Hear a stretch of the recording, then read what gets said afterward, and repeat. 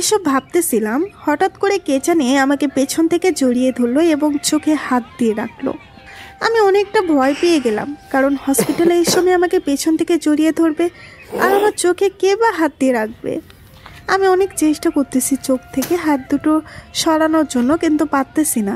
বুঝলাম না, আমার জানা মতে কেউ এখানে আমার পরিচিত নেই, কিন্তু এটা কে হতে পারে? তারপর অনেকটা শক্তি কাটিয়ে হাত দুটো দ্রুত সরিয়ে পেছনে ঘুরে আমি তো একদম অবাক, এটা কিভাবে সম্ভব? আরে তুই এখানে, তাও আবার! আমি তো কিছুই বুঝতে পারতেছি না, তুই কোথা থেকে আসলি? আমাকে দেখলি কিভাবে যে আমি এখানে? ডাক্তারের কাছে এসেছিলাম, কিন্তু হঠাৎ করে দেখলাম তুই এখানে দাঁড়িয়ে কাকে যেন খোঁজাখুঁজি করতেছিস, তো ভাবলাম তোকে একটু সারপ্রাইজ দেই। সত্যি আমি অনেক সারপ্রাইজড হয়েছি তোকে এখানে দেখে। কতদিন পর তোকে দেখলাম জানিস? তুই জানিস আমি তোকে কত মিস করতাম। প্রতিদিন ভাবতাম তোকে যদি সে আগের মতো কাছে পেতাম, মনের কথা সব খুলে বলতাম, কিন্তু আগের মতো আর হয় না রে। এখন মনের কষ্টগুলো মনেই রেখে দিতে হয়, বলার মতো কাউকে পাই না জানিস। মাঝে মাঝে যখন তোর কথা মনে হয় তখন চোখ দিয়ে আপনা আপনি পানি চলে আসে। জানিস কত কথা বলতাম আমরা, আর আজকে দেখা পর্যন্ত হয় না। ভাগ্য। আচ্ছা, আর কান্না করতে হবে না, এখন বল তুই এখানে কেন? আমার ছোট ভাই আছে না, ওর অপারেশন করেছি, আর ওকে নিয়ে অনেক টেনশনে আছি।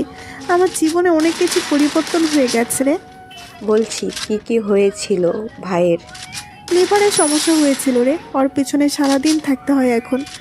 আচ্ছা এসব বাদ দে, তোর স্বামী এখানে এসেছে তোর সাথে, নাকি তুই একাই এসেছিস? আর বাচ্চা কাচ্চা কি নিছিস নাকি এখনো? তোর দুলাভাই একটা কাজের চাপে আমার সাথে আসতে পারেনি, আমার একটা মেয়ে আছে। কই তোর মেয়ে এখানে আসেনি তোর সাথে? না রে, এত করে বললাম আয়, কিন্তু আসলো না, ওর দিদার সাথে খেলা খেলতেছে। অনেক কিউট তো তোর বাচ্চাটা।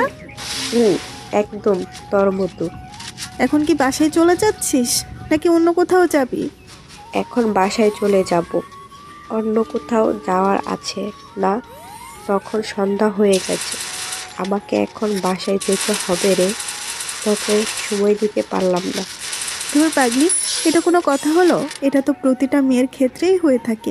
বিয়ের পর তার জীবনটা পুরোই পাল্টে যায়, তার ইচ্ছা মতো কিছুই হয় না, বুঝছিস? আর থেকে তো তুই দেখিস, ভালো বুঝিস। আচ্ছা আজকে আসি রে, আর এই যে আমার বাড়ির ঠিকানা, একদিন সময় করে চলে আসিস, আড্ডা দিব। ওকে, তাহলে আমিও আসি। তারপর আমার সেই প্রিয় বেস্ট ফ্রেন্ড বান্ধবীটা চলে গেল, আর আমি ওর চলে যাওয়ার দিকে তাকিয়ে আছি। কত আড্ডা দিতাম দুজন একসাথে, কত কথা বলতাম, কিন্তু আজকে এতটা দূরত্ব বেড়ে গেছে যে তার সাথে বসে যে কিছু কথা বলবো সেই সময়টাও নেই। আমার খুব কান্না পাচ্ছে অতীতের কথাগুলো ভেবে। কত আড্ডা দিতাম, কত কথা বলতাম, আমরা কত হাসাহাসি করতাম, কিন্তু সময়ের সাথে সব কিছু পাল্টে যাচ্ছে। জাপানে স্কুল লাইফের একটা করে বেস্ট বান্ধবী ছিল না, তারাই বলছে বেস্ট বান্ধবীর মর্ম। যখন সেই বান্ধবীর সাথে দেখা হয় কিন্তু কথা বলার সুযোগ হয় না। কথাগুলো ভাবতে ভাবতে চোখের নোনা জলগুলো গড়িয়ে পড়লো গাল বেয়ে। ভালো থাকিস বন্ধু। স্কুল লাইফটা যদি আবার ফিরে পেতাম তাহলে সারাক্ষণ তোর সাথে আড্ডা দিতাম, কিন্তু ভাগ্যের কি নির্মম পরিহাস, আমি আপনার সাথে এরকম করাটা দিতে পারবো না। স্কুল রাতে চলে যাওয়ার পর এখন বুঝতে পারতেছি স্কুল লাইফটা কি ছিল, কিন্তু যখন স্কুলে ছিলাম তখন একটুও ভালো লাগতো না। শুধু বলতাম কবে যে কলেজে যাব, কিন্তু যখন কলেজে গেলাম রে পাগলি, স্কুল লাইফ যেটা ছিল তার মর্ম বুঝতে পারলাম। আচ্ছা মানুষের সাথে কেন এরকম হয়? আমার অনেক জোরে জোরে কান্না পাচ্ছে, কিন্তু কান্না করতে পারতেছি না। এটাই হয়তো জীবন। একসময় যাদের ছাড়া এক মুহূর্ত কাটতো না, এখন তাদের ছাড়া বছরের পর বছর কাটিয়ে দিতে হচ্ছে। স্কুল লাইফের স্মৃতিগুলো সব থেকে ব্যথার হয়। আমি কখনো পারবো না আমার স্কুল লাইফের সেই স্মৃতিগুলো ভুলে যেতে। ভালোবাসি বন্ধু, ভালোবাসি বন্ধু, ভালোবাসি। হঠাৎ করে মনে পড়ে গেল উনি তো এখনো আসলেন না, ব্যাপার কি? তার মানে কি উনি আমাকে ফেলে চলে গেলেন? আমি আর কিচ্ছু ভাবতে পারছি না, আমার মাথা ব্যথা শুরু হয়ে গেছে। আমি চুপচাপ ভাইয়ার কেবিনে চলে গেলাম। গিয়ে দেখি আম্মু শুয়ে পড়ছে, ভাইয়া শুয়ে আছে। আমাকে কেবিনে ঢুকতে দেখে, কিরে মামা কোথায় গিয়েছিলি? এতক্ষণ লাগলো যে। আম্মু রুহি এসেছিল, ওর সাথে দেখা হলো, তাই ওর সাথে একটু আড্ডা দিলাম। কি বলিস? কেবিনে একটু নিয়ে আসতে, অনেক দিন থেকে মেয়েটার সাথে কথা হয় না, একটু কথা বলতাম। আম্মু অনেক বিজি, এমনিতেই সন্ধ্যা হয়ে গেছে, তাই বাসায় চলে গেল। হুম, আজকেও কি আমাকে বাসায় চলে যেতে হবে? বাসা যে কোনো কাজ নেই, এইখানেই থাক। আজকে কিছু গল্প পড়ি মা মেয়ে মিলে। তারপর আম্মুর সাথে গল্প করতে করতে কখন যে ঘুমিয়ে গেছে আম্মুর সাথে খেয়ালই করিনি। সকালবেলা যখন আমার ঘুম ভাঙলো, দেখি আমি আম্মুকে জড়িয়ে ধরে ঘুমিয়ে আছি। তারপর আমি বিছানা থেকে উঠে হসপিটালের ওয়াশরুমে গিয়ে ফ্রেশ হয়ে নিলাম। ফ্রেশ হয়ে রুমে এসে দেখি আম্মু উঠে গেছে। আচ্ছা আম্মু, তুমি ফ্রেশ হয়ে নাও, আমি কিছু নিয়ে আসি দোকান থেকে। ওকে। দোকানে যাওয়ার পথে আমার খেয়াল হলো উনি কি তাহলে আমাকে রাতে আসেনি। ওনার কথা মনে পড়তেই মনটা ভীষণ খারাপ হয়ে গেল। যে মানুষটা আমাকে ছাড়তেই চাইছিল না, সেই মানুষটা এখন বলতো আমাকে দেখতে এলো না। আর মনে রাস্তার এক পাশ দিয়ে হেঁটেই চলেছি দোকানের দিকে। এখনো সকাল তো, তাই রাস্তায় তেমন কোনো গাড়ি নেই, মানুষজনও তেমন নেই, একদম ফাঁকা হয়ে পড়ে আছে রাস্তাটা। মাঝে মাঝে কয়েকটা দোকান খোলা, আর দোকানের মধ্যে দুই একজন আড্ডা দিচ্ছে সকালবেলা। পরিবেশটা একদম মনোমুগ্ধকর, অনেক ভালো লাগতেছে। সূর্য মামা উঁকি দিচ্ছে, সকালের মিষ্টি রোদ গায়ে লাগতেছে, খুব ভালো লাগতেছে। অনুভূতিটা অন্যরকম। গুটি গুটি পায়ে হেঁটে যাচ্ছি আমি, উদ্দেশ্য দোকানে গিয়ে কিছু কিনে আনবো।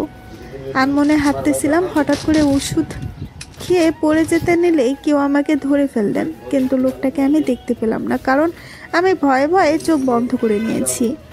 চোখ দুটো মিটমিট করে খুলে লোকটার দিকে তাকিয়ে তো আমি অবাক, এটা কিভাবে হতে পারে? আমি স্বপ্নের জগতে আছি না তো, নাকি আমার চোখ থেকে এখনো ঘুমের রেশটাই কাটেনি, যার ফলে এইরকমটা দেখতেছি। আমার এটা বিশ্বাস হচ্ছে না, তাই নিজের গায়ে নিজেই চিমটি কাটলাম। না, এটা তো সত্যি। এত সকাল সকাল উনি কোথা থেকে আসলেন, আর ওনাকে এমন দেখাচ্ছে কেন? ওনার কিছু না কিছু হয়েছে, না হলে ওনাকে এমন দেখাতো না, কিন্তু কি হয়েছে সেটা এখনো আমাকে জানতে হবে। আপনাকে এমন দেখাচ্ছে কেন? সারা রাত কি ঘুম হয় নাই, নাকি কোনো কারণে আপনি টেনশন করতেছেন? উনি চুপচাপ আমাকে ধরেই আছে, কোনো প্রকার কথা বলতেছে না। আমার কথা মনে হয় আপনার কান অবধি পৌঁছাচ্ছে না, যার ফলে আমার কথার কোনো উত্তর দিলেন না। কি হলো, আপনার কি হয়েছে আমাকে বলবেন? আপনাকে এরকম দেখাচ্ছে কেন? তাও নেই, কোনো প্রকার কথা বলতেছে না। ওনাকে একটু জোরে ধাক্কা দিলাম। আমি ধাক্কা দেওয়াতেই আমার দিকে অবাক দৃষ্টিতে তাকিয়ে আছে। বুঝলাম না কি হয়েছে ওনার, এরকম করতেছে কেন? প্লিজ বলুন আপনার কি হয়েছে? এরকমভাবে আপনাকে দেখতে পারতেছি না, আর প্লিজ বলুন কি হয়েছে আপনার, আমাকে তো অন্তত বলুন। অনেক কিছু হয়েছে, এখন আপনি বলেন যে এখানে কি করতে এসেছেন এত সকাল সকাল? আমি না আপনার বউ, এখনো আপনি আমাকে আপনি আপনি করেন কি জন্য? তুমি বলতে পারেন না? দেখেন, সেটা পরের বিষয়। এখন বলেন আপনি এখানে কি করতে এসেছেন সকাল সকাল? আগে আপনি আমাকে তুমি করে বলবেন, তারপরে আমি বলবো আমি কি জন্য এখানে এসেছি। ওকে ফাইন, তুমি তো সকাল সকাল এখানে কি করতে এসেছো? আসলে ভাইয়ার খিদে লেগেছে, তাই দোকান থেকে কিছু কিনতে আসলাম। আচ্ছা চলো না, আমি কিনে দিচ্ছি, আর তাড়াতাড়ি বেরিয়ে আসবেন, আপনার সাথে অনেক কথা আছে। কি এমন কথা এখন বলা যায় না? দেখো, এরকমভাবে প্রশ্ন করবে না, তোমাকে যেটা বললাম সেটা করো। আমি খাবার এনে দিচ্ছি, তুমি রুমে দিয়ে আসো, তোমার সাথে আমার এক জায়গায় যেতে হবে। আমি কিছুই বললাম না, জানি এখন কিছু বললে উল্টা আরও রেগে যাবে। এমনিতেই ওনার মুখ দেখে অনেক মায়া হচ্ছে, নিশ্চয়ই রাতে কিছু হয়েছে, না হলে গতকাল সন্ধ্যায় উনি আমার কাছে আসতেন। চুপচাপ ওনার সাথে সাথে চলতে লাগলাম। উনি কিছু খাবার কিনে দিলেন, আমি কিছু বললাম না। উনি টাকা দিলেন, তারপর উনি আবার আমাকে হসপিটালের গেট পর্যন্ত এগিয়ে দিলেন, দিয়ে উনি হাসপাতালের গেটে দাঁড়িয়ে রইলেন আবার ফিরে আসার জন্য। আমি খাবারগুলো নিয়ে কেবিনে প্রবেশ করলাম। কেবিনে প্রবেশ করে দেখি আম্মু নামাজ থেকে উঠলো। এনেছিস রে মা খাওয়া? হ্যাঁ ভাই, দেখাবো, সব কিছু রেডি করে ভাইয়াকে খাইয়ে দাও। আপু, আমি কি আজকে বাসা যাব? না রে ভাইয়া, কালকে তোকে রিলিজ দিবে, আর কালকে থেকে তুই বাসায় থাকবি। মুখে হাসি রেখে রেখে কথাটা বললাম। ইচ্ছা থাকা সত্ত্বেও হাসতে পারতেছি না কোনো একটা কারণে। কি মজা আপু, আমি আবার ঠিক হয়ে যাব, আবার তোমার সাথে দুষ্টুমি করব, আবার তোমার সাথে ঘুরতে যাব। হ্যাঁ ভাইয়া, আগের মতো আবার সব ঠিক হয়ে যাবে। তুমি এখন রেস্ট নাও, আর আম্মু তোমাকে খাবার খাইয়ে দেবে, সেগুলো খেয়ে নাও। আমি এখন একটু বাসায় যাব। এত সকাল সকাল বাসায় যাবি? রাস্তায় কোনো গাড়ি পাওয়া যাবে না। আর তুই একটা মেয়ে, এত সকাল সকাল বাসায় গিয়ে কি করবি? আম্মু, আমার কিছু কাজ আছে বাসার মধ্যে, সেই কাজগুলো সেরে খুব তাড়াতাড়ি চলে আসতেছি। আমি যে ডাক্তারের সাথে কথা বলে নেব ভাইয়াকে রিলিজ দেওয়ার ব্যাপারে। আচ্ছা, তো যা ভালো মনে হয় কর, কিন্তু খুব তাড়াতাড়ি চলে আসিস। আজ বিকেলে আমি একটু বাসা থেকে ঘুরে আসব। কয়েকদিন থেকে বাসায় যাই না তো, মনটা আনচান আনচান করছে। বাড়িটা থেকে ঘুরে আসবো আজকে একটু। ওকে আম্মু। কথাটা বলে রুম থেকে কোনো মতে বেরিয়ে দৌড়াতে লাগলাম। হসপিটালে গেটে গিয়ে দেখি উনি আগের মতোই দাঁড়িয়ে আছে, আনমনা হয়ে। বুঝতেছি না কি হলো এত চঞ্চল একটা মানুষের, এক রাতে কি এমন তার জীবনে ঘটে গেল যার জন্য সব সময় তার মুখটা ফ্যাকাশে দেখাচ্ছে। আমি না এটা মেনে নিতে পারছি না, কারণ যে চঞ্চল মানুষটা সব সময় আমাকে চালাতো সেই মানুষটা এখন চুপচাপ ফ্যাকাশে মুখ হয়ে দাঁড়িয়ে আছে। আমার না এটা মেনে নিতে অনেক কষ্ট হচ্ছে। তারপর আমি ওনার কাছে গেলাম। ওনার কাছে গিয়েও না হাতটা শক্ত করে ধরে গাড়িতে নিয়ে গিয়ে বসলাম। আচ্ছা চলুন, কোথাও নিয়ে যাওয়ার কথা আসছিল আমাকে, আমি সেখানে যাব, কিন্তু তাও প্লিজ এরকম গুমরা মুখ করে থাকবেন না, একটু হাসার চেষ্টা করুন। আমার কথার কোনো উত্তর না দিয়ে উনি গাড়ি চালাতে লাগলেন। বুঝলাম না আমাকে এত ইগনোর করতেছে কেন। আমি অবাক দৃষ্টিতে শুধু ওনার মুখের দিকে তাকিয়ে আছি। কি এমন হয়েছে আজ রাতে যার ফলে উনি আমার মাথায় কিছুই ঢুকতেছে না? এরকমভাবে চলতে থাকলে আমার মাথা ব্যথা শুরু করে দিবে। সকালবেলার সোনালি রোদ্দুর গাড়ির কাছ ভেদ করে মুখে এসে ঝলকানি দিচ্ছে। পরিবেশটা বেশ রোমাঞ্চকর, কিন্তু প্রিয় মানুষটার মুখ ফ্যাকাশে।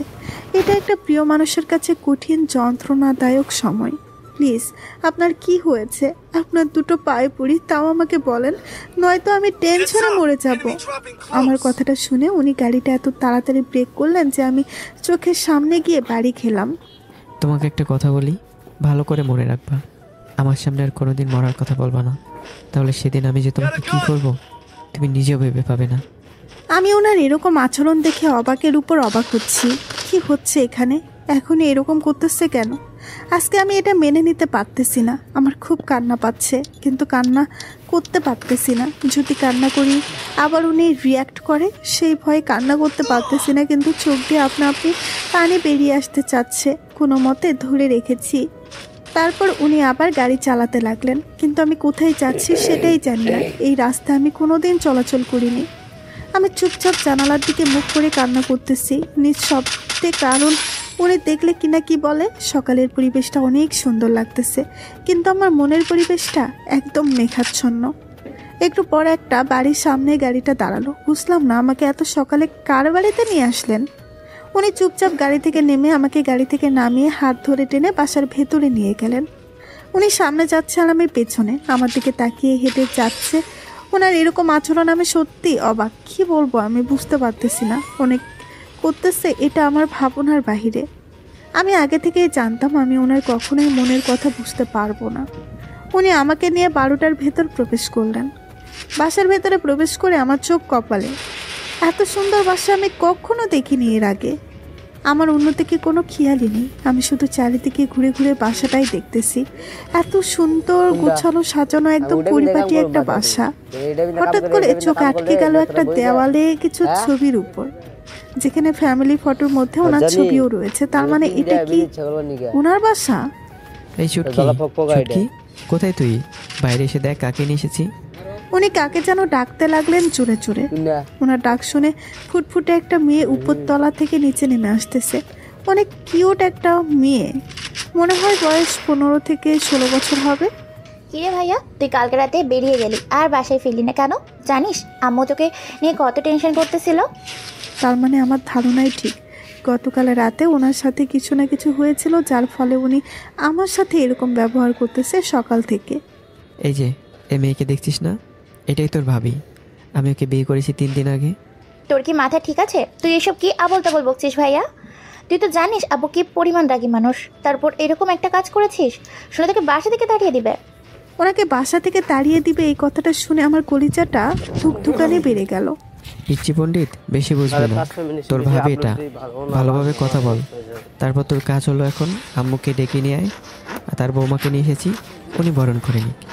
ভাই, আবেগ সকাল সকাল তুই আমার সাথে এরকম ঝগড়া লেগে বললি না? হ্যাঁ, তাহলে কিন্তু তোর ভালো হবে না। আমি কিন্তু আম্মুকে সব বলে দিব, আব্বুকেও সব বলে দিব।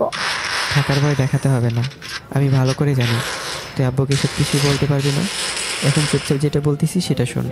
আম্মুকে ডেকে নিয়ে আয়, তারপর আমাকে সব বুঝিয়ে বলতে হবে, নয়তো। আমি আম্মুকে ডেকে নিয়ে আসতে পারি একটা শর্তে। আমাকে আজকে 10,000 টাকা দিতে হবে। সেটা ট্রিট, তুই বিয়ে করেছিস সেটা তো আমি জানি না। তার জরিমানা বাবদ মোট তুই আমাকে আজকে 50,000 টাকা দিবি। কি, এত টাকা? দেখ, আমাকে কোনো কিপটেমি চলবে না, হ্যাঁ? যেটা বলেছি সেটাই করতে হবে, আর সেটা ক্যাশে, কোনো চেক নিব না আমি। ওদের দুই ভাই বোনের এরকম ঝগড়া দেখে আমার মনটা ভালো হয়ে গেল নিমিষেই। নিজের অজান্তেই মুসকি মুসকি হাসতে চাই আমি ওদের কাণ্ড দেখে। আমি জানি না আমার এই বাসায় থাকা হবে কিনা, হয়তো আমি গরিব মানুষ, আমাকে মেনে নেবে না। এখন দেখা যাক আমাকে আর কত কষ্ট সহ্য করতে হয়। এখানে এইভাবে চুপচাপ দাঁড়িয়ে থেকে সবাইকে বসলেই তো হয়। আপনারা এখানে এইভাবে দাঁড়িয়ে থাকবেন আর আমি একাই গিয়ে বসে কি করব? আরে ভাবি, ওই পাটপাড়ের কথা বাদ দাও তো, তুমি আমার সাথে আসো, আমরা দুজন গল্প করবো। দেখ, এই ভাবিটা কিন্তু তুই এমনিতেই পাসনি, আমার জন্য পাইছিস, তাই আমাকে ধন্যবাদ দেওয়া উচিত। তা না করে উল্টা আমাকে পচাচ্ছিস। ভাবি, তুমি আসো তো, আমি তোমাকে বাড়িটা ঘুরিয়ে ঘুরিয়ে দেখাই। তুমি অতিথি এখন আমার বাসায়, তাই যখন থাকবে তুমি আমার সাথেই থাকবে। ওই বাটপাড়ের সাথে কোনো প্রকার কথা বলবে না। যদি কথা বলো না, তাহলে তুমি আমার সাথে কথা বলতে পারবে না। এটা আবার কেমন শর্ত? ও, বুঝতে পেরেছি, স্বামীর জন্য দরদ উতলে উতলে পড়ছে, তাই না?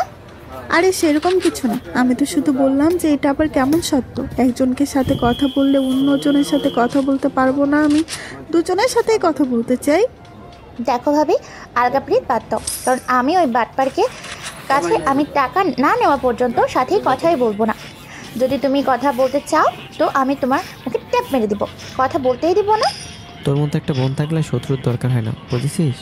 তুই চুপ থাক, তুই আমার সাথে কথা বলবি না। ভাবি, তুমি আমার সাথে আসো তো। তোর ভাবি এখান থেকে এক পাও নড়বে না। উফ, কি ঝামেলায় পড়লাম, এখন কোথাও যাইতে পারবো না।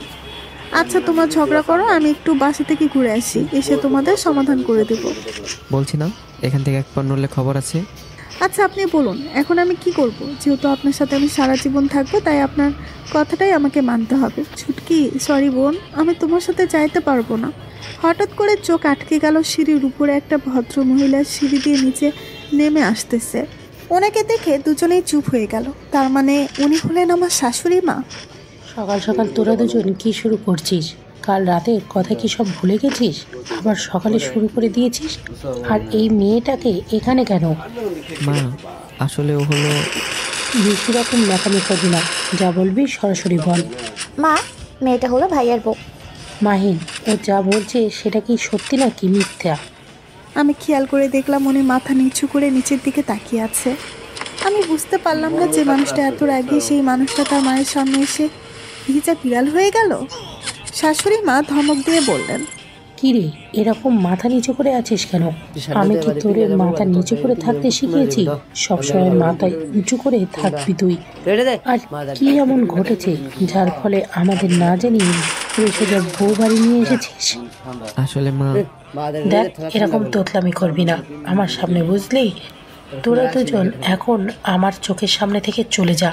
আমি যতক্ষণ না তোদের ডাকবো ততক্ষণ তোরা আমার চোখের সামনেও আসবি না। আমি মেয়েটার সাথে কথা বলবো। ওনার কথা শুনে আমার সারা শরীর কাঁপতে লাগলো। বুঝতেছি না কি কি প্রশ্ন করবে, আর আমি কি ওনার প্রশ্নের উত্তর দিতে পারবো। তারপর ওরা দুইজন ওখান থেকে চলে গেল। দেখো মা, আমার ছেলে তোমার সাথে কি করেছে কি না করেছে আমি সেসব কিছু জানি না। আর তোমাদের মাঝে কি সম্পর্ক ছিল না ছিল সেটাও আমি জানি না। তুমি আমাকে নির্ভয় সব কিছু খুলে বলতে পারো। দেখো, আমি ওদের সাথে যেরকমই খারাপ আচরণ করলাম বা রাগ এইভাবে কথা বললাম, আমি কিন্তু মোটেও সেরকম না। আমি একজন মা, তাই ছেলেকে একটু শাসন করতেই হয়।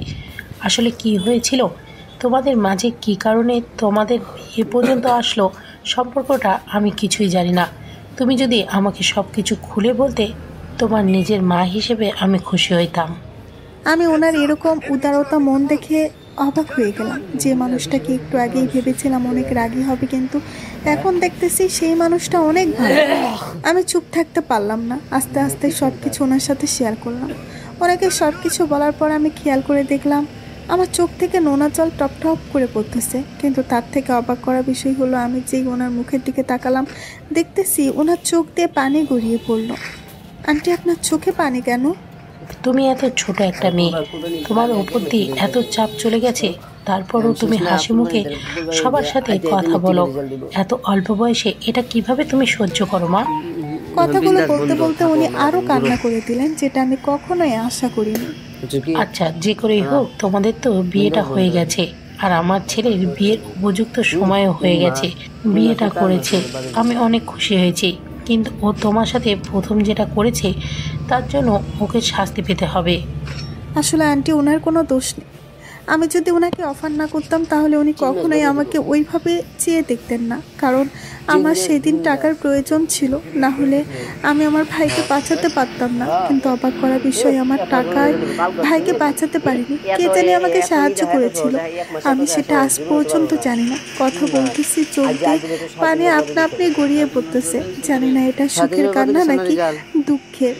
তুমি আজ থেকে এইবারই বৌমা, তাই তোমার এসব আচরণ পাল্টাতে হবে এবং মনোবল শক্ত করতে হবে।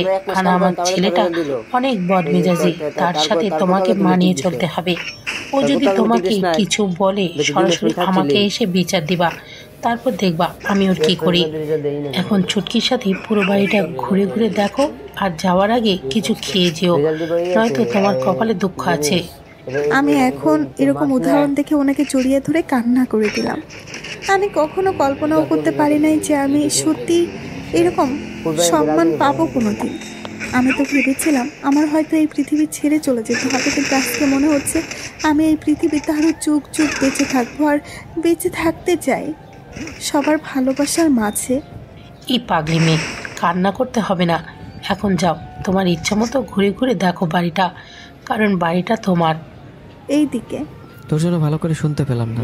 মা ওকে কি বললো? তুই এত আমাকে জ্বালাস কি জন্য বলতো? তুই এইভাবে বেহায়ার মতো লুকিয়ে লুকিয়ে কি শুনিস তাহলে? হ্যাঁ, আমি মাকে গিয়ে এক্ষুনি বলে দিচ্ছি, দাঁড়া। বোন বোন, এটা তুই কখনো করিস না। এটা যদি তুই করিস তাহলে আমার সব শেষ হয়ে যাবে। তাহলে আমার টাকাটা দিয়ে দে। তোর পকেটে তো দেখেছি অনেকগুলো টাকা আছে, ওইখান থেকে একটা টাকা দিতেই তো পারিস। সব টাকা কি আমার সেগুলো দিয়ে দে। আমি বুঝি না, তুই তো টাকা টাকা করিস কেন? মানে ভাগ এখান থেকে। আমি মায়ের ওখান থেকে উঠে এসে ওনাদের কথাবার্তা শুনে তো মুসকি মুসকি হাসতেছি। ব্যাপার কি? তার মানে ওনারা দুজনেই আমাদের কথা শোনার জন্য এখানে লুকিয়েছিলেন। আমি ওনাদের ওখানে গিয়ে একটু গলার আওয়াজ করলাম।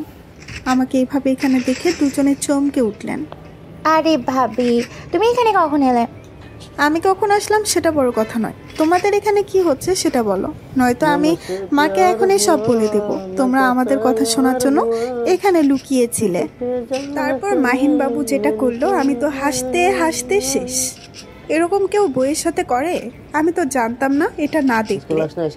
ওরে বোরে, আজ থেকে তুই আমার বোন, তাও তুই আমাকে কিছু বলিস না রে। তাহলে আমাকে বাসায় থাকতে দেবে না রে। তুই কি পাগল হয়ে গেছিস? বউকে বোন বলছিস? তুই চুপ কর এখন। আমার পকেটে 1 টাকাও নাই রে। যদি আম্মুকে বলে দেয় আমি কোথায় যাব? আমি তো হাসতে হাসতে গড়াগড়ি খাচ্ছি। এসব কি আমি সত্যি দেখতেছি নাকি স্বপ্ন? এই মানুষটা কি সত্যি এত হাস্যকর নাকি না সত্যি না স্বপ্ন দেখতেছি? এই নে বাবা তোর টাকা। তাও তাও তো কান্না করিস না ভাই, তোর কান্না আমার সহ্য হয় না। এই নে তোর টাকা। আমার টাকা আমি পেয়ে গেছি। বাটপার, চিটার, তুই আমার সাথে চিট করেছিস। তার মানে তুই এতক্ষণ থেকে অভিনয় করতেছিলে। তোকে তুমি কথাটা বলে সুটকি ওনাকে মারতে আসলো, আর উনি এসে আমার পেছনে দাঁড়িয়ে গেল আর 2 বাহুতে 2 হাত রাখলো, আর সুটকি আমার সামনে। উনি আবার আড়ালে লুকিয়ে গেল। সুটকি এদিক ওদিক করে উনি আমাকে এদিক ওদিক করে আমার খুব বিরক্ত লাগতেছে, কিন্তু মজাও লাগতেছে। সুটকি অনেক চেষ্টা করলো ওনাকে মারার জন্য, কিন্তু শেষমেশ ব্যর্থ হলো। মন খারাপ করে চলে যেতে নিল। আমি সুটকির হাত ধরে ফেললাম। আরে মন খারাপ করে কি হবে বলো তো? সুযোগের সৎ ব্যবহার করবা। এখন তো ওনার সাথে পারতেছো না, যখন সুযোগ হবে তখন ইচ্ছা মতো পিটাবে। এখন আসো, তোমাদের বাড়িটা ঘুরে দেখি। আমিও তোমাদের সাথে তোমাকে বাড়িটা ঘুরিয়ে দেখি। আমি একা একা বসে থেকে কি করবো? বোরিং লাগবে তো আমার। না, তুই যাবি না। ওকে। তারপর আমরা দুজনে যেতে নিলাম। সুটকি আগে আগে, আমি সুটকি একটু পরে যাচ্ছি। আর আমার পরে পরে মাহিন বাবু আসতেছে। উনি যতই না বলুক না কেন, এখন ঠিকই পেছনে পেছনে আসতেছে। উনি আসতেছে ঠিক আছে, কিন্তু আমাকে এত ডিস্টার্ব করার কি আছে? একবার আমার চুল ধরে টানতেছে, একবার আমার পেটে হাত দিচ্ছে, একবার আমার পিঠ ধরে চিমটি কাটতেছে। একদম অসহ্য লাগতেছে, কিছু বলতেও পারতেছি না এখন। এসব কি হচ্ছে? আপনি কি শুরু করেছেন? ছুটকি আছে এখানে, দেখলে কিন্তু আপনাকে পিটাবে। আমি কি ছুটকিকে ডাকবো? এই তুমি তাণ্ডবটি কেন বলো তো? আমরা যেটা করতেছি করতে দাও চুপচাপ। আর চুপচাপ ওর সাথে বাড়িটা ঘুরে দেখো, আর আমার মতো আমাকে মজা করতে দাও। নয়তো কিন্তু রাতে উফ, ভালো লাগে না। ভালো না লাগলেও সহ্য করতে হবে। তারপর বাড়িটা ঘুরে ঘুরে দেখলাম। অনেক সুন্দর বাড়িটা। বাড়িটা সুন্দর, কিন্তু লোকটা আসতো একটা খচ্চর। আমাকে একটু শান্তি মতো ঘুরে ঘুরে বাড়িটা দেখতেই দিল না। এত জ্বালা। কিরে বদমাইশ, এখানে কি? আমরা বাড়ি ঘুরে ঘুরে দেখছি, আর তুই এখানে কি করতেছিস আমাদের পিছু পিছু? আমি তো তখন থেকে এখানে আছি, তুই তো দেখতে পাসনি, তাই হয়তো এমন বলতেছিস। তাই এখন তোরা ঘোরাঘুরি কর, আমি আমার মতো কাজ করি। এই ছুটকি, তুমি আমার পিছু পিছু থাকবে আর আমি তোমার সামনে সামনে থাকবো। এটা কেমন কথা?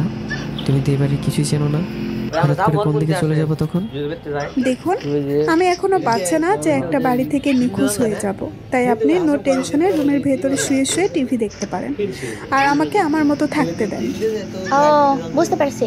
তার মানে ওই বদমাইশটা এখনো তোমার পিছু পিছু তোমাকে ডিস্টার্ব করতেছিল, তো তুমি আমাকে ডাকলে না কেন? তারপর দেখতে মজা কাকে বলে, দাঁড়াও আমি আম্মুকে এখনই গিয়ে বলবো। এসব বলে দিতেছি, আমাদের শান্তি মতো বাসা ঘুরতেও দিচ্ছে না। তারপর উনি ওখানে আর এক সেকেন্ডও দাঁড়ালো না, শুধু একটা দৌড় দিল। এমন হয় দৌড় দিল যেন ছোট বাচ্চা। ওনার এরকম কাণ্ড দেখে আমাদের হাসতে হাসতে শেষ। তারপর আমাদের জন্য অনেক গল্প করলাম, পুরো বাসাটা ঘুরে ঘুরে দেখলাম। কি সুন্দর একটা বাসা। আমার মতো গরিব মেয়ের কপালে কি সারা জীবনে সুখ থাকবে, নাকি 2-1 দিনের মায়া জড়িয়ে আবার চলে যেতে হবে? হয়তো এখন খুব ভালো লাগতেছে, কিন্তু টেনশন একটাই, আমি কি এই বাড়ির সবার মনের মতো হতে পারবো? যদি হতে না পারি তাহলে হয়তো আমাকে এই বাসার মায়া কাটিয়ে চলে যেতে হবে। যেহেতু এখন আমি এই বাসায় আসিনি, তাই এখন চলে গেলে কোনো সমস্যা হবে না। কিন্তু যখন এই বাসার সবার প্রতি মায়া পড়ে যাব, তখন তো তাড়িয়ে দিলে অনেক কষ্ট হবে। কি ভাবতেছো তুমি? আর এরকম করে আনমনে হাঁটতেছো কেন? যে একটু হলে তো তুমি পড়ে যেতা। আসলেই তো, আমি তো লক্ষ্য করি, আর একটু হলেই তো আমি পড়ে যেতাম। আর এত দূর থেকে পড়ে গেলে আমি মারা যেতাম। আমরা দুইজন কথা বলতেছিলাম, তখন আবার উনি চলে আসলেন আমাদের কাছে। দেরি হয়ে যাচ্ছে কিন্তু, আর আম্মু তোমাকে ডাকতেছে, নাস্তা রেডি, তুমি চলো তাড়াতাড়ি। নাকি তুমি সব ভুলে গেছো এখানে এসে? আসলেই তো, আমি এখানে আছি সবকিছু ভুলে গেছি। আমার তো হসপিটালে যাওয়ার কথা ছিল, আর এখন আমি এখানে আড্ডা দিচ্ছি। অনেক দেরি হয়ে গেছে। তারপর তাড়াহুড়া করে নিচে আসতে লাগলাম। আমার তাড়াহুড়া থেকে ছুটকি একটু ভয় পেয়ে গেল।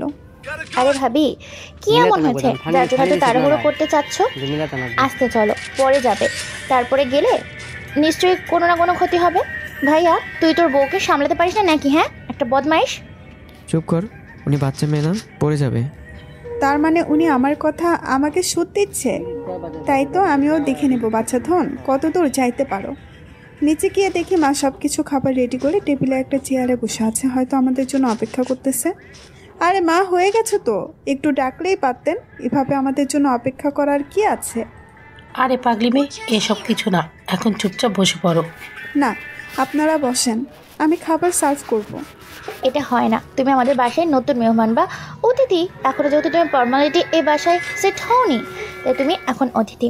আর অতিথিদের এখন এসব কাজ করতে দেখি না। আমরা যখন আসবে তখন দেখবো কত করতে পারো। এখন আমি খাবার সার্ভ করব, আর তুমি বসবা, চুপচাপ খেয়ে নাও, একটা কথা বলবা না। আমি আর কিছু না বলে চুপচাপ একটা চেয়ার টেনে বসে পড়লাম, আর আমার অপোজিট সাইডে ওই বদমাইশ লোকটা বসে পড়ল। মাত্র খাওয়া শুরু করছি, এর মধ্যে বদমাইশ লোকটা ওনার পা দিয়ে আমার পায়ে স্লাইড করতেছে। ইচ্ছে করতেছে ওনাকে মাথার উপর তুলে সুন্দরভাবে একটা আছাড় দিয়ে কোমরটা ভেঙে ফেলতে, কিন্তু দুঃখের বিষয় এটা করতে গেলে আমার সমস্যা হবে। একে তো শক্তি নেই, আবার যদি কোমর ভেঙে যায় তাহলে আমাকে ওনার সেবা করতে হবে। ধর, ভাল লাগে না। আমি চোখ দিয়ে ইশারা করতেছি, এসব কি হচ্ছে? আর উনি নিঃশব্দে ইশারা করতেছে, বলতেছে কই কিছু না তো। আমার খুব রাগ হচ্ছে, ইচ্ছে করতেছে খাবার টেবিল থেকে উঠে যাই, কিন্তু এখানে উঠতে পারবো না। তখন থেকে তো চালাতে চালাতে আমার জীবনটাই শেষ করলো, এখন আবার চালানো শুরু করছে। খাইতে বসেও শান্তি নেই।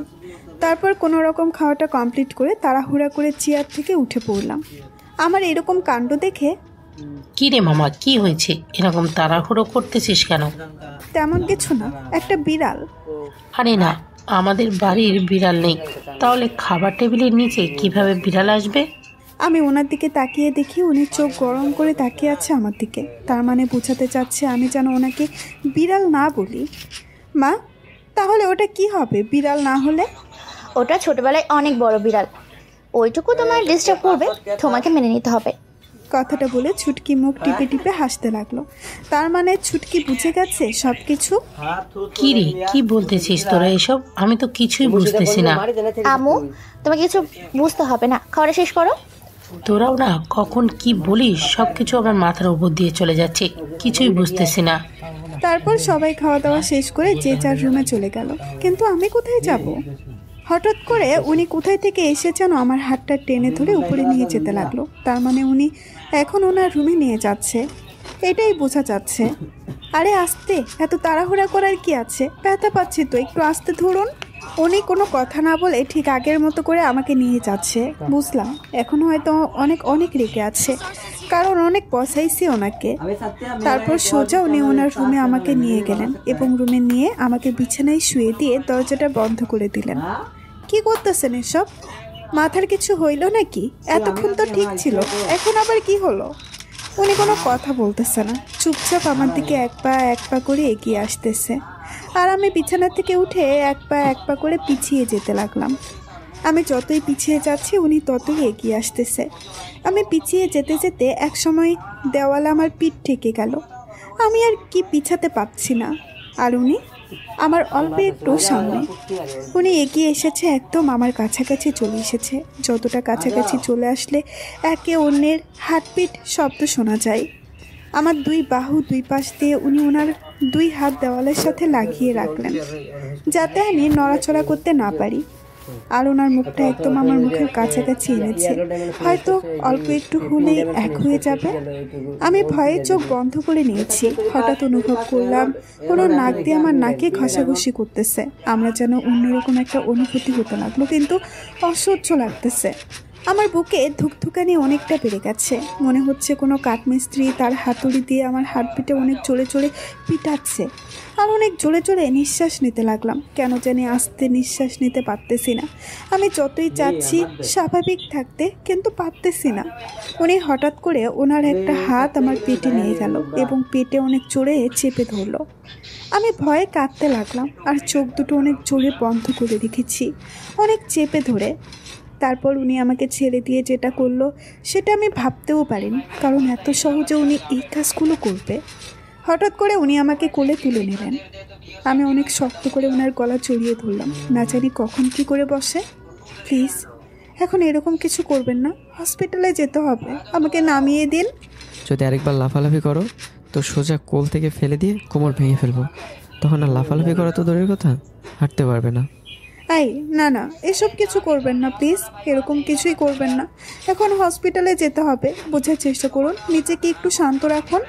তুমি তোমাকে শান্ত থাকতে দিচ্ছ না। এত কিউট কেন তুমি? এত কিউট কেন? তোমাকে দেখলে তোমার উপর আলাদা একটা অনুভূতি জাগে। কেন তুমি এত সুন্দর? কেন বলো তোমাকে? উফ, সেটা আমি কিভাবে বলবো আমি এত সুন্দর কেন? যদি আপনার আমার সুন্দর উপর হিংসা হয় তাহলে আমার মুখে কালি মেখে দিন।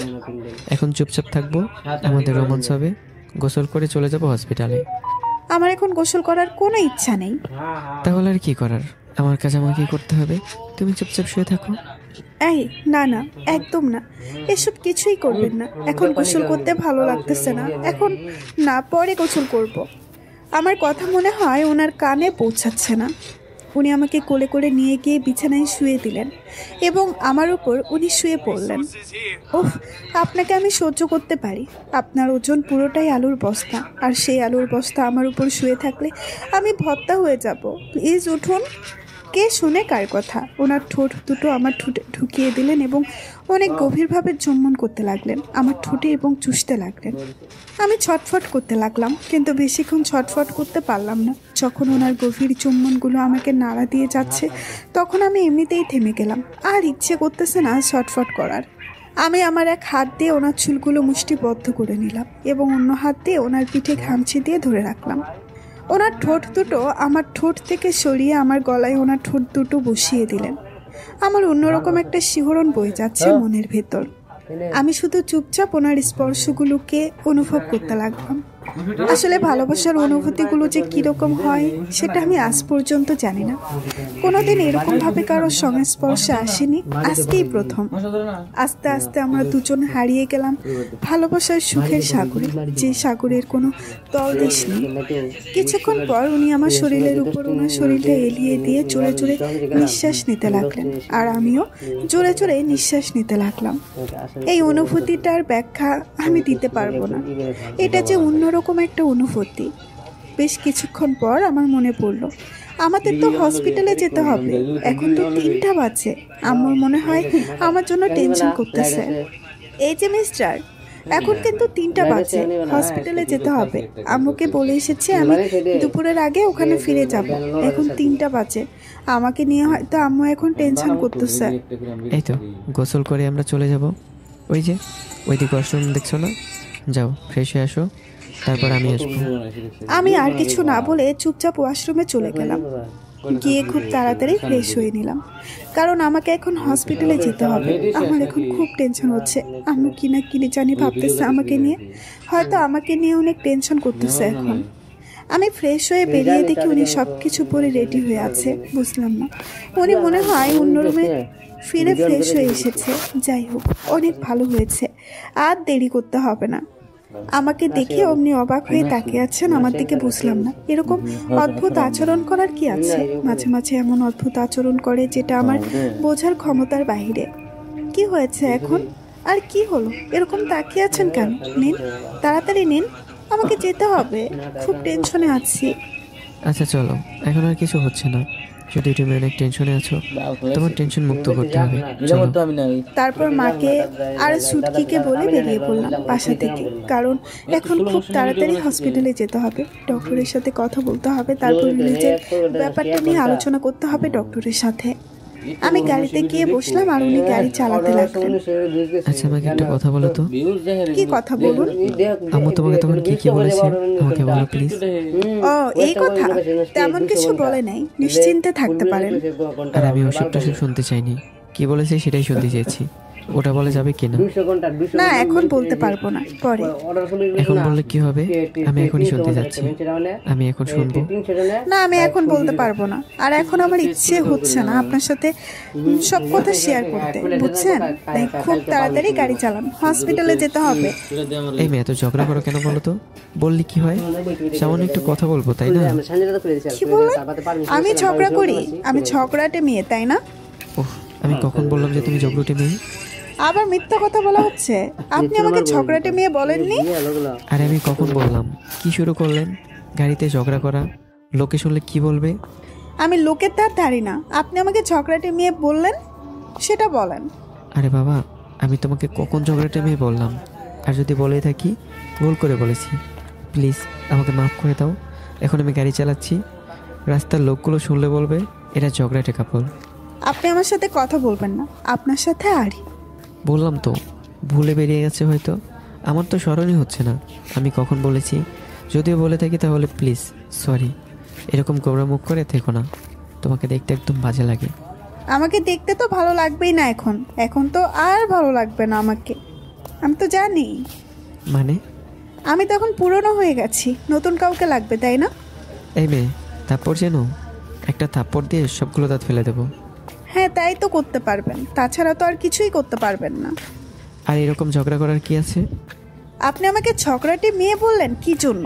আমি কি আপনার সাথে সবসময় ঝগড়া করি, তাই না? এরকম ঝগড়া করতে করতে দুজনের মধ্যে খুনসুটি চলতে থাকলো। আমি ইচ্ছে করে ওনার সাথে ঝগড়া করলাম। ওনাকে এরকম করে জব্দ করতে বেশ মজাই লাগতেছে। আমার কীরকম বাচ্চাদের মতো আমাকে ভয় করতেছে এখন। দুজনে ঝগড়া করতে করতে হসপিটালে পৌঁছে গেলাম।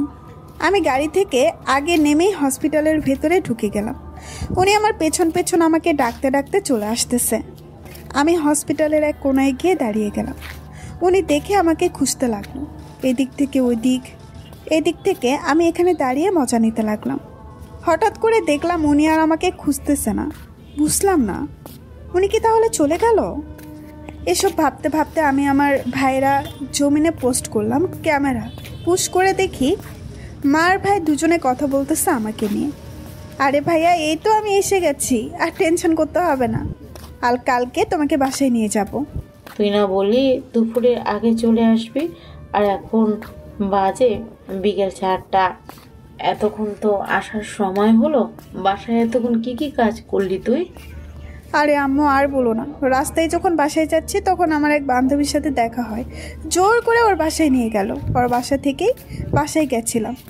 দুপুরে বাসা থেকে এখন চলে আসলাম। আম্মুকে এখন সত্যিটা বলা যাবে না, আলাপের মাধ্যমে সব কিছু আমাকে বুঝিয়ে বলতে হবে। যা তোমার ডক্টরের সঙ্গে কথা বলে আয়, কালকে কি কি করতে হবে আমাদের। আচ্ছা আম্মু। তারপর আমি কেবিন থেকে বেরিয়ে ডক্টরের কেবিনে যেতে লাগলাম। ডক্টরের কেবিনে যেই প্রবেশ করব তখন একটা কথা আমার কানে চলে আসলো। আমি আর কেবিনের ভেতরে প্রবেশ করলাম না, চুপচাপ ওখানেই দাঁড়িয়ে শুনতে লাগলাম কথাগুলো। এগুলো আমি কি শুনতেছি? আমার নিজের কানকে বিশ্বাস করতে পারতেছি না। কেন হলো আমার সাথে এরকমটা? কেন কেন? আপনি কি আমাকে দয়া দেখাচ্ছেন? কেন বলুন তো, আপনি আমার সাথে এরকম করতেছেন? আমি কি একটু ভুল করছি? আপনার সাথে যার জন্য আপনি সবসময় আমার এরকম উপকার করেন বা ক্ষতি করেন, কেন? আমাকে দেখে অনেক হকচকিয়ে উঠলেন। মনে হয় ভাবতে পারেননি আমাকে এই সময় এখানে দেখবেন। বলুন না, কি হয়েছে এমন? কি করেছি যার জন্য আপনি আমার সাথে এরকম করতেছেন? আমাকে এত দয়া জানার কি আছে? না করো না, আমি তোমাকে পরে সব বুঝিয়ে বলবো। এখন এটা হসপিটাল, এখানে প্লিজ সিনক্রেট করো না। আপনি আমার প্রশ্নের উত্তর দেন। আপনি কেন আমাকে এভাবে দয়া দেখাচ্ছেন? কেন আমাকে এভাবে স্বপ্ন দেখাচ্ছেন আপনি? দিবা, বোঝার চেষ্টা করো, এটা হসপিটাল, অন্য কিছু নয়। এখানে অনেক পেশেন্টের সমস্যা হবে। তোমার এত জোরে জোরে কথা বলার কারণে তুমি এভাবে কান্না করতেছো কেন? আমি অনেক জোরে জোরে কান্না করতে লাগলাম। এটা মেনে নিতে পারছি না, কেন সেটা আমি নিজেও জানি না। আমার বুক ফেটে কান্না বেরিয়ে আসতে চাচ্ছে। কেন আমার সাথে এরকম হয়? আমি কান্না করতে করতে দেওয়ালের সাথে পিঠ লাগিয়ে আস্তে আস্তে বসে পড়লাম ফ্লোরে। আমার এরকম অবস্থা দেখে উনি এগিয়ে আসলেন আমাকে তুলতে। উনি যেই আমার 2 বাহু ধরেছে, আমি ওনাকে এক ঝটকা দিয়ে একটা থাপ্পড় বসিয়ে দিলাম ওনার গালে। আপনি আর কখনো আমার সামনে আসবেন না। আমি চাই না আপনি আমার সাথে আর থাকুন। আমি চাই না আপনি আমার সামনে আসুন। আমি চাই না আপনি আমাকে দয়া দেখান। আমি চাই না, আমি কিচ্ছু চাই না। আমি শুধু এটা চাচ্ছি এখন আপনি আমার চোখের সামনে থেকে চলে যান, নয়তো আমি কি করে বসবো সেটা আমি নিজেও জানি না। আমি অনেক জোরে জোরে কান্না করতে লাগলাম, আর কান্না করতে করতে ওনাকে অনেক কথা শুনিয়ে দিলাম। আমার মাথার সিট খারাপ হয়ে গেছে। কি বলতেছি আমি নিজেও জানি না। আমার নিজের কন্ট্রোল হারিয়ে ফেলেছি।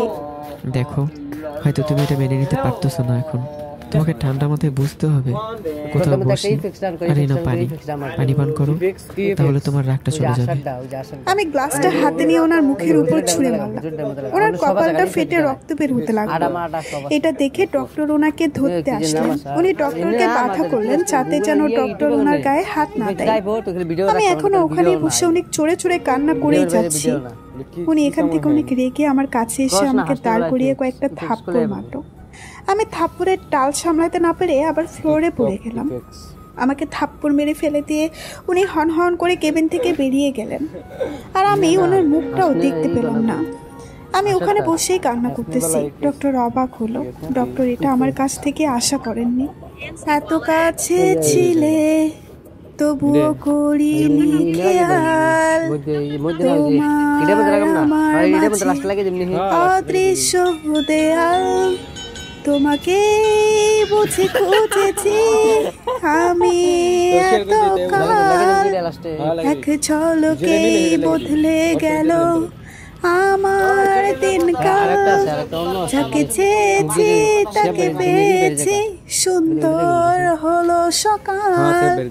আমি জেনেছি আমি মেনেছি, তুমি আমার চিরকাল।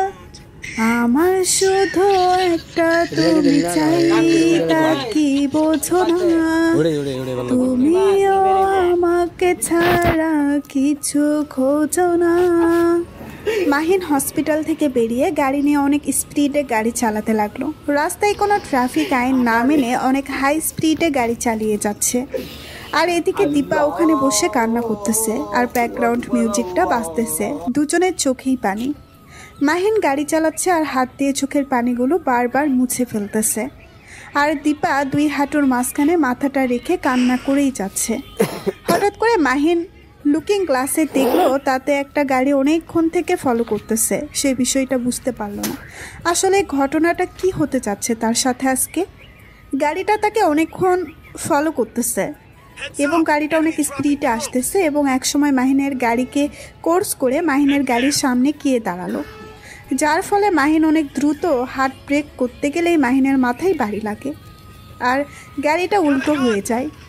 মাহিন দেখতে পেল ওই গাড়িটা থেকে সেদিন যে মেয়ে দুটোকে থাপ্পড় মেরেছিল সেই মেয়ে দুটো বেরিয়ে আসলো এবং তার সাথে কয়েকটা ছেলেগুলোর হাতে হকি স্টিক, কারো হাতে ছুরি, কারো হাতে গান।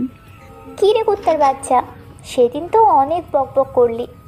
সেদিনে তোকে পুঁতে ফেলতে পারতাম, কিন্তু তখন মজা পাইতাম না। এখন তোকে ইচ্ছে মতো মারবো, অনেক মজা করবো তোকে মেরে। তোর ভাগ্যটা ভালো, সেদিন আমাদের কোনো মুড ছিল না তোকে মারার, কিন্তু আজকে কেন জানি তোকে দেখে মুডটা জেগে উঠলো। অনেক আফসোস হচ্ছে জানিস, কারণ আমি এই প্রথম আমার কোনো ক্রাশকে মেরে ফেলতে যাচ্ছি। মাহিন মনে মনে ভাবতে লাগলো আজকে তোর শেষ দিন। সে হয়তো আর কোনোদিন দীপার ওই মুখটা দেখতে পাবে না, তার জন্য ভাগ্য এটাই ছিল। মাহিন ভাবতেছে তার জীবনটা বড়ই অদ্ভুত। যাকে এত ভালোবাসলাম সে আমার মনটা বুঝতে পারলো না, আর তার কপালটা অনেক খারাপ।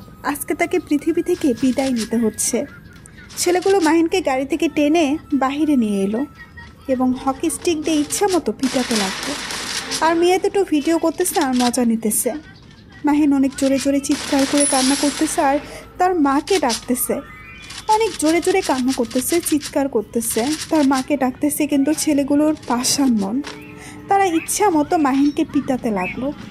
এইদিকে দীপা কান্না করতে করতে ওখানেই সেন্সলেস হয়ে পড়ে আছে। হঠাৎ করে একটা নার্স এসে দীপাকে ওই অবস্থায় দেখে জোরে একটা চিৎকার করে উঠল। নার্সের চিৎকার শুনে আরও কয়েকজন ডাক্তার সহ নার্স কেবিনে প্রবেশ করলো। সবাইকে কেবিনে প্রবেশ করে দীপাকে ওই অবস্থায় দেখে তাড়াহুড়া করে সবাই দীপাকে একটা কেবিনে শিফট করলো এবং দীপার দ্রুত চিকিৎসা শুরু করলো। বেশ কিছুক্ষণ হয়ে গেল, তাও দীপার জ্ঞান ফিরতেই চায় না। ডাক্তার এবং নার্স অবাক, এটা কিভাবে সম্ভব? রোগীর তো শরীর একদম দুর্বল, এতই দুর্বল যে ওর এখন কোনো ধরনের মেডিসিন প্রয়োগ করা যাবে না। তাহলে তো খুব বিপদেই আছে। কখন যে নিঃশ্বাসটা বন্ধ হয়ে যায় বুঝতেই পারতেছি না। এখন কি করবো স্যার? এখন আর আমাদের হাতে কিছুই করার নেই, এখন সব উপরওয়ালার হাতে। যদি ওনার হায়াত থাকে তো উনি বেঁচে থাকবে, আর যদি হায়াত না থাকে তো তাহলে আমাদের কিচ্ছু করার নেই, উনি পরপারের পাড়ি জমাবেন। এই রোগীর ভাইয়া আমাদের এখানেই ভর্তি আছেন অনেকদিন যাবৎ, আর তার মাওই হসপিটালে আছে। আমি কি তাদের এই খবরটা এখন দিব নাকি? এই কাজ ভুলেও করবেন না, তাহলে ওনারা অনেক উত্তেজিত হয়ে যাবে এবং ওনার ভাইয়ের অনেক বড় একটা ক্ষতি হওয়ার সম্ভাবনা আছে। আর আমি যতটুকু জানি ওনার মা হার্টের রোগী। এই খবর যদি উনি শুনে হয়তো ওনার হার্ট অ্যাটাক করতে পারে। তাই আমাদের এখন কাউকে বলা উচিত হবে না, সব উপরওয়ালার হাতে। এখন সবাই আল্লাহর কাছে হাত তুলে দোয়া করেন মেয়েটার জন্য। ডাক্তার এবং নার্স সবাই নফল নামাজ পড়ে দীপার জন্য দোয়া করলো, যাতে যেন মেয়েটা আবার সুস্থ মতো পৃথিবীতে ফিরে আসে। এইদিকে এই তোর এখন থাম, আর মারিস না। একদম মেরে ফেললে আমাদের বিপদে পড়তে হবে, পুলিশ কেস হতে পারে, তখন সামলাতে অনেক জটিল হয়ে যাবে। এমনিতেই অনেক পিটাইছিস, আর এখন অবস্থা মর্মান্তিক, যে কোনো সময় শ্বাসরুদ্ধ হয়ে মারা যেতে পারে। তাই আমাদের আর এখানে থাকা উচিত হবে না। চল সবাই। তুই একদম ঠিক কথা বলতেছিস। পুলিশ কেস হয়ে গেলে একটু ঝামেলা হবে, তখন আবার বাসায় অনেক ঝামেলা হবে, আব্বু আম্মু অনেক বকাবকি করবে। তার থেকে একে এই অবস্থায় ফেলে যাই, মারা যাবে। ওখান থেকে সবাই চলে গেল। মাহিন মাঝ রাস্তায় পড়ে আছে আর ধীরে ধীরে নিঃশ্বাস নিচ্ছে। কখন যে নিঃশ্বাস থেমে যায় আর মাহিন পরপারে চলে যায় সেটা কেউ নিশ্চিত না, এমনকি আমিও। মাহিন অনেক চেষ্টা করতেছে চোখ দুটো খোলা রাখার, কিন্তু পারতেছে না। যতই চেষ্টা করতেছে চোখ দুটো খুলে রাখার জন্য, চোখ দুটো ততই তার সাথে বেইমানি করতেছে। চোখ দুটো আস্তে আস্তে বন্ধ হয়ে আসতেছে। মাহিন আবার চেষ্টা করতেছে চোখ খুলে রাখার জন্য, কিন্তু পারতেছে না। চোখ দুটো আপনি আপনি বন্ধ হয়ে আসতেছে। মাহিনের চোখের সামনে শুধু ভেসে উঠতেছে দীপার সেই কান্না ভরা মুখখানি, যে মুখে রয়েছে অনেক মায়া, চোখে রয়েছে গভীর অতল মায়ার সাগর। যে চোখ দুটোর মায়ায় পড়ে মা হিন্দি পার প্রেমে পড়েছিল, আজকে সেই চোখ দুটোর মাহিনের জন্য শুধু ঘৃণাই দেখতে পেয়েছিল। মাহিন ভুলেই গিয়েছে তার শরীর থেকে রক্ত ঝরে যাচ্ছে, আর মাহিনের রক্ত দিয়ে পুরো রাস্তাটা লাল হয়ে যাচ্ছে। মাহিনের চারিদিকে রাস্তাটা লাল হয়ে আছে মাহিনের রক্তে, আর সেই রক্তের উপর শুয়ে আছে মাহিনের অস্তিত্ব।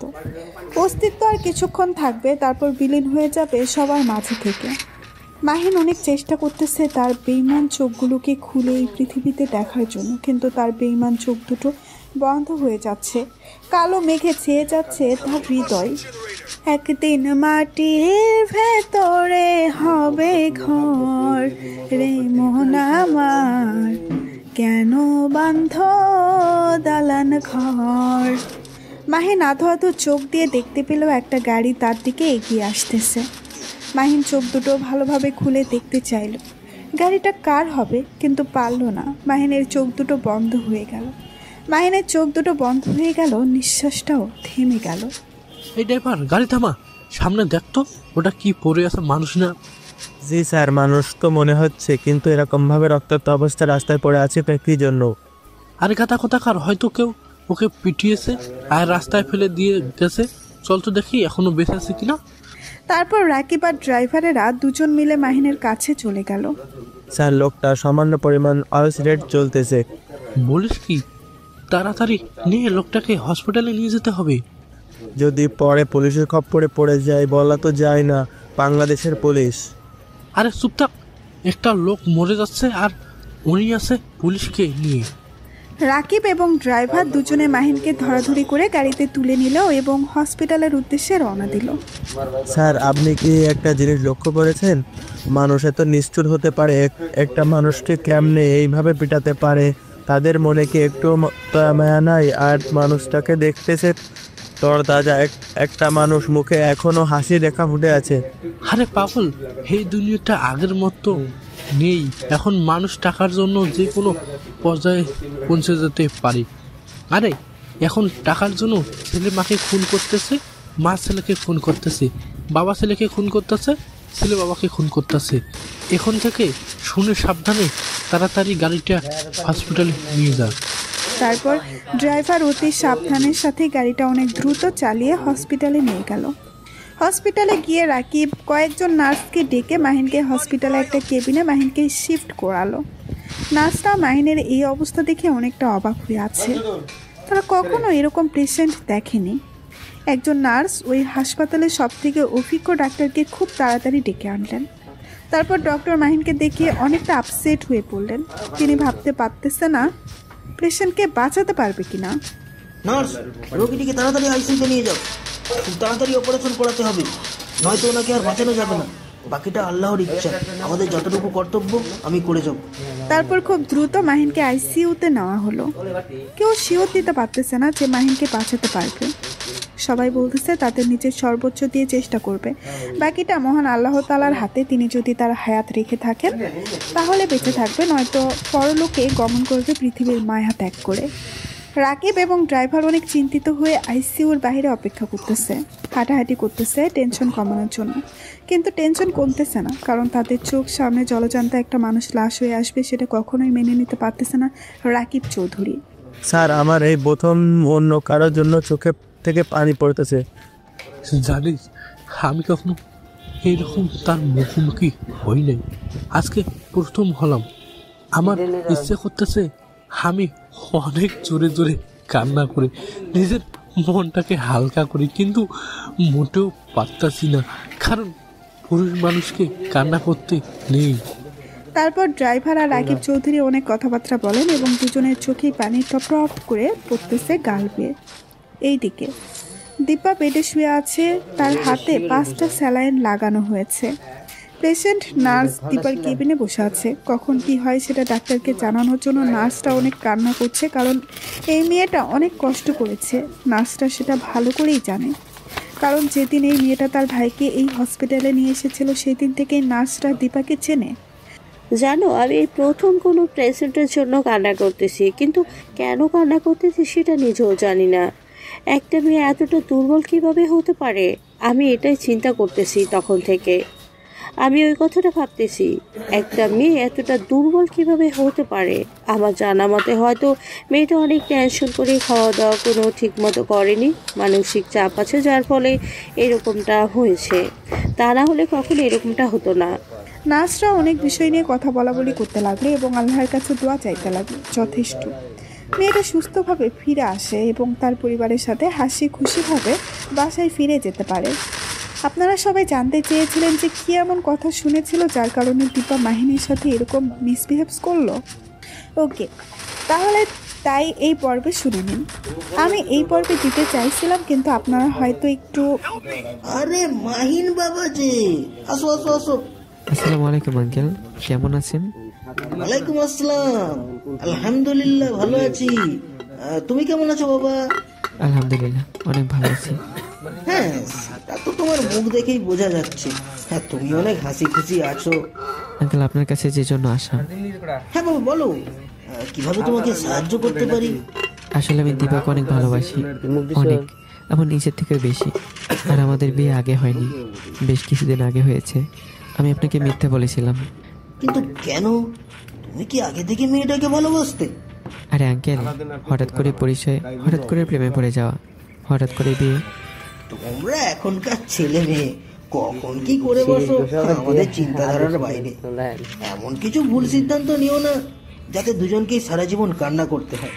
আঙ্কেল দোয়া করবেন এরকম যেন কোনো ভুল সিদ্ধান্ত আমি না নেই। আমি দীপাকে আমার নিজের থেকে বেশি ভালোবাসি। আমি চাই আমার ভালোবাসা দিয়ে ওকে আগলে রাখতে। তাহলে কি তুমি মেয়েটাকে আগে দয়া করে টাকা দিয়েছিলে?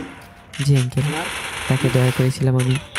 আর দীপা সেই সময় এসে দরজার সামনে উপস্থিত হয় যখন ডক্টর কথাটা বলেছিল আর মাহিন কথাটার উত্তর দিয়েছিল, যার ফলে দীপা মাহিনকে ভুল বুঝতে শুরু করে। আর পরে ঝগড়াটা তো আপনারা ভালো করেই জানেন। হঠাৎ দীপার কেবিন থেকে একজন নার্স বেরিয়ে এসে ডক্টর ডক্টর বলে চিৎকার করতে লাগলো। কি হয়েছে? এভাবে যাচ্ছেন কি জন্য? এটা হসপিটাল, একটু আস্তে। এক্সট্রিমলি সরি, আসলে দীপা নামে যে পেশেন্ট আছে তার জ্ঞান ফিরে এসেছে, তা অবিশ্বাস্য কাহিনী। আরে কি আজব কথাবার্তা বলতেছেন? আপনার মাথা ঠিক আছে? আমরা একটু আগে দেখে আসলাম তার অবস্থা অনেক খারাপ, আর আপনি এখন বলতেছেন তার জ্ঞান ফিরে এসেছে? এটা কিভাবে সম্ভব? আমিও তো সেটাই ভাবতেছি, এটা কিভাবে সম্ভব হতে পারে। তাই তো আমি আপনাদের ডাকার জন্য ছুটে এলাম। আর কি ধরনের অদ্ভুত অদ্ভুত কথা বলতেছে। চলুন তো দেখি কি অবস্থা। নার্স এবং ডক্টর দুজনেই দীপার কেবিনে প্রবেশ করলো। ডক্টর কেবিনে প্রবেশ করেই অবাক হয়ে তাকিয়ে আছে দীপার দিকে, কারণ তার লাইফের ফার্স্ট টাইম এরকম পেশেন্টকে এত তাড়াতাড়ি সুস্থ হতে দেখলো। এটা কি করে হতে পারে? এরকম তো কখনোই হতে পারে না। একটা মানুষ এত তাড়াতাড়ি কিভাবে সুস্থ হতে পারে? এটা স্বাভাবিক মানুষের ক্ষেত্রে কখনো হতে পারে না। ডক্টর, কি হতে পারে না? আর আপনি কি আবল তাবল কথাবার্তা বলতেছেন? আমি তো সুস্থ মানুষ, আমি আবার অসুস্থ হলাম কবে? দীপার কথা শুনে ডক্টর যেন আকাশ থেকে মাটিতে এইমাত্র পড়ল। নার্স অবাক হয়ে দীপার মুখের দিকে তাকিয়ে আছে, মুখ হাঁ করে। আজব ব্যাপার, আপনারা এরকম ব্যবহার করতেছেন কেন? আর আমি এভাবে শুয়ে আছি কেন? আর আমার ভাই তো একদম সুস্থ হয়েছে। আমি তো আপনার সাথে কথা বলতে চাচ্ছিলাম কবে রিলিজ দেবেন সেই ব্যাপারটা নিয়ে। তাহলে আমি এখানে কিভাবে আসলাম? ডক্টর এবং নার্স অবাকের উপর অবাক হচ্ছে। কি হচ্ছে তাদের সাথে? তারা কি আদৌ ঠিক আছে নাকি তারা অসুস্থ মেন্টালিটির সমস্যায় ভুগছে? ডক্টর, যাই হোক, আমি এখন আসি। আমার আম্মু হয়তো আমার জন্য টেনশন করতেছে। ডক্টর আর নার্স কিছুই বললো না, দীপার চলে যাওয়ার দিকে তাকিয়ে আছে। তারা অবাক হচ্ছে, এটা কিভাবে হতে পারে? এত দুর্বলতা মানুষ এত তাড়াতাড়ি কিভাবে সুস্থ হয়ে উঠতে পারে? তাদের মাথায় ঢুকতেছে না, তারা শুধু এটাই ভাবতেছে। দীপাকে রুমে প্রবেশ করতে দেখে দীপার আম্মু, আরে মা, তুই সেই কখন বেরিয়েছিস রুম থেকে, এখন রুমে আসার নাম হলো? আপে আম্মু আর বলবো না, আমার সাথে কি আজব আজব ঘটনা ঘটে যাচ্ছে। আজকে আবার আরেকজনের সাথে দেখা পেলাম, সে আমাকে এখানে নিয়ে গেল, সেখান থেকে আসলাম। তোর ডক্টর কি বললো? তোর ভাইকে কবে রিলিজ হচ্ছে আর আমরা কবে বাসায় যাচ্ছি? আর একটু ভালো লাগতেছে না রে মা। আরে আম্মু, কালকে রিলিজ দিবে, আজকের রাতটা কোনো রকম থাকো, কালকে বাসায় যাব, তারপর বাসায় গিয়ে থাকবো, আর কখনো হসপিটালে আসতে হবে না আমাদের। তারপর মা মেয়ে অনেক গল্প করলো তাদের হৃদয়ে জমে থাকা নানা ধরনের কথা। এইদিকে ডক্টর কি অপারেশন রুম থেকে বেরিয়ে আসতে দেখে রাকিব চৌধুরী ডক্টরের কাছে এগিয়ে গেলেন। ডক্টর, পেশেন্টের কি অবস্থা? টেনশন করার কিছুই নেই, টেনশন মুক্ত থাকতে পারে, 72 ঘন্টার মধ্যে জ্ঞান ফিরে আসবে। আমরা আমাদের সর্বোচ্চ দিয়ে চেষ্টা করেছি, বাকিটা আল্লাহ তাআলার হাতে। আমরা আশা করছি 72 ঘন্টার ভিতরে জ্ঞান ফিরে আসবে, আর যদি না আসে তাহলে কমায় চলে যাবে। রাকিব চৌধুরী ডক্টরের মুখ থেকে এরকম কথা শুনে নির্বাক হয়ে গেলেন এবং মাথাটা নিচু করে আবার চেয়ারে গিয়ে বসে পড়ল 2 হাত দিয়ে। স্যার, এত চিন্তা করবেন না তো, খুব তাড়াতাড়ি ওনার জ্ঞান ফিরবে, জ্ঞান ফিরে আসবে, দেখবেন। আমার মন বলতেছে উনি বেঁচে আসবে। তোমার কথাই যেন সত্যি হয়। আপনাদের পেশেন্টকে কেবিনে পাঠিয়ে দেওয়া হয়েছে, চাইলেই আপনারা দেখে আসতে পারেন তাকে। রাকিব চৌধুরী এবং তার ড্রাইভার দুজনে মিলে মাহিনকে দেখতে নিয়ে গেল কেবিনে। তারপর মাহিনকে দেখে সেখান থেকে দুজনেই বেরিয়ে আসলো। রাকিব চৌধুরী ডাক্তারের সাথে কিছুক্ষণ কথা বললেন মাহিনকে নিয়ে, এবং ড্রাইভার সহ রাকিব চৌধুরী চলে গেলেন তাদের নিজ বাসায়, আর ডক্টরকে বলে গেলেন যদি জ্ঞান ফিরে তাদেরকে খবরটা জানাতে। এইদিকে আরে আম্মু, একটা জিনিস খেয়াল করছো? ভাইয়া বাসায় এখন আসতেছে না, ব্যাপারটা কি? আরে তোমার ভাইয়ের এখন নতুন বউ হয়েছে না, তাকে তো একটু সময় দিতে হবে।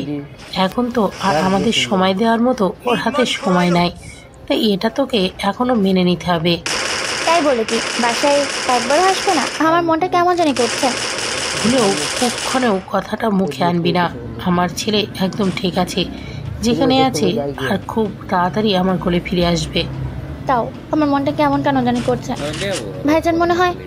চুপ থাকবি, মনটা কেমন কেমন করতেছে ভাইজান, মনে হয়।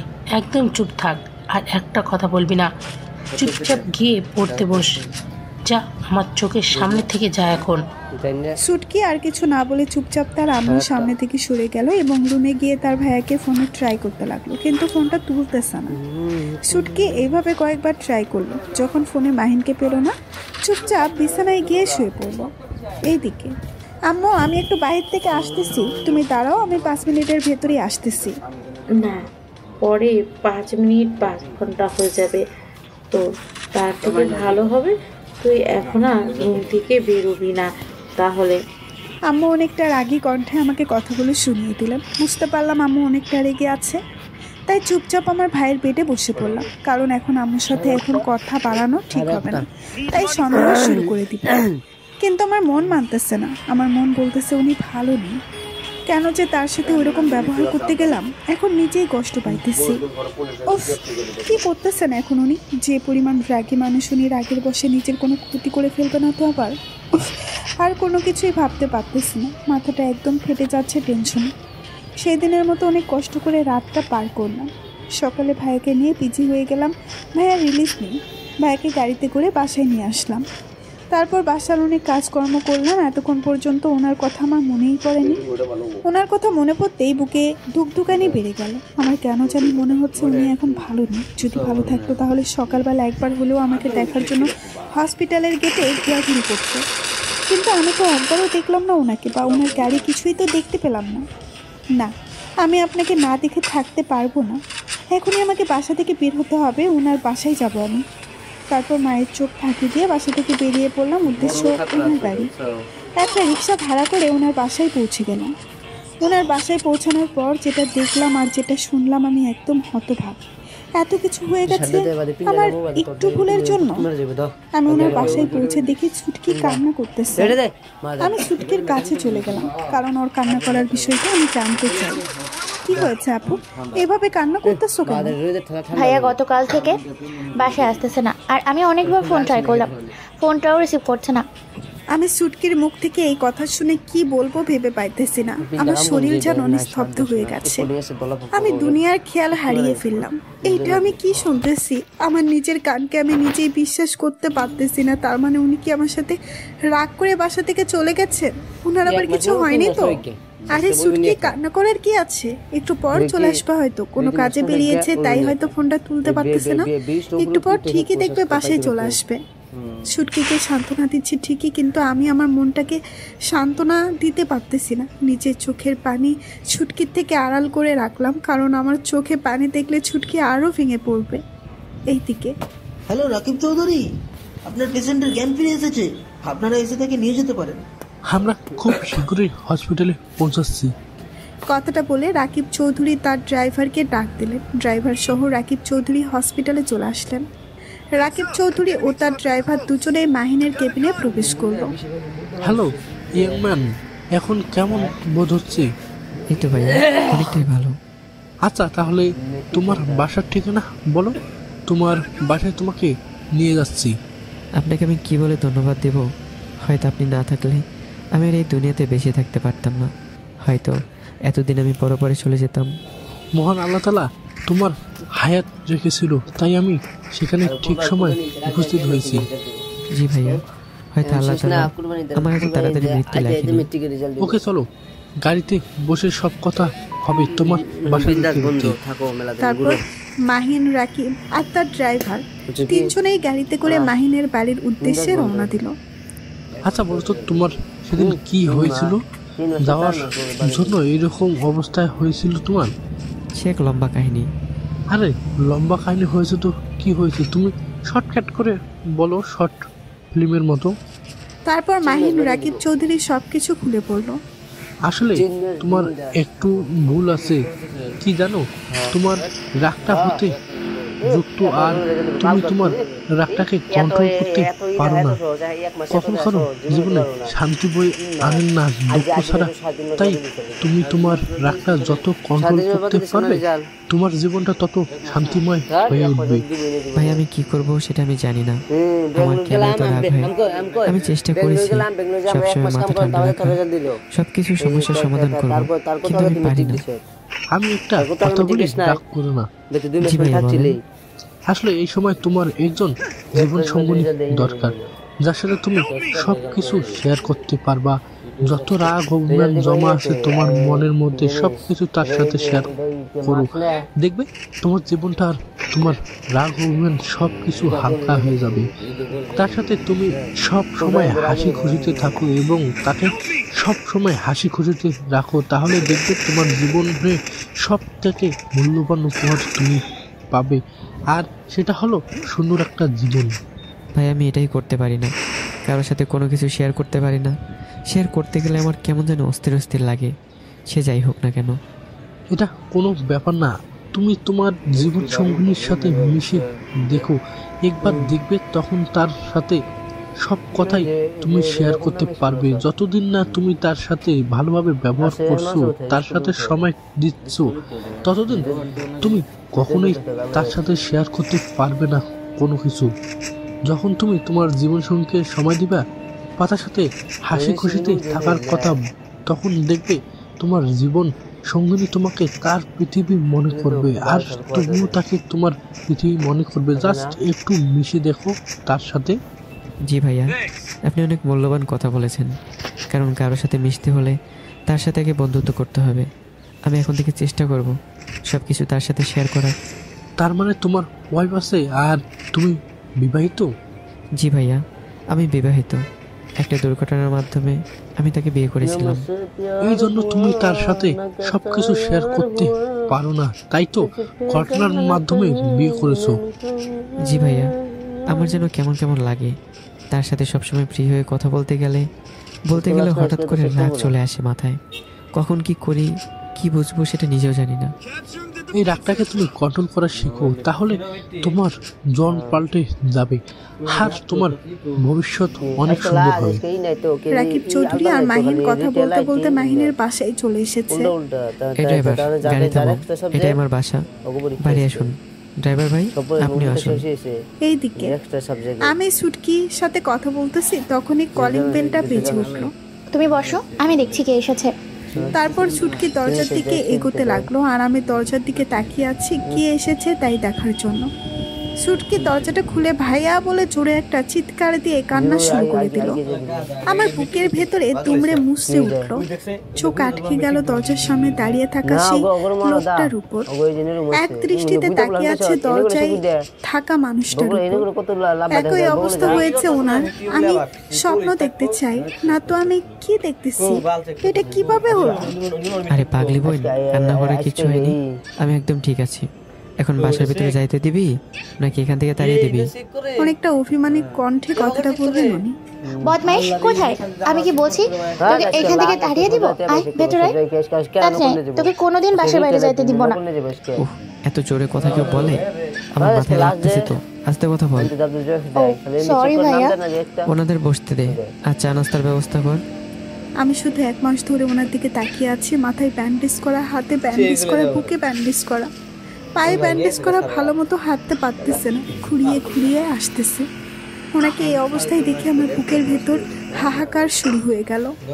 উনি নিশ্চিত আমার উপর রাগ করে গাড়ি ওনাকে স্পিডে চালিয়েছে, হয়তো কোনো অ্যাক্সিডেন্ট করেছে।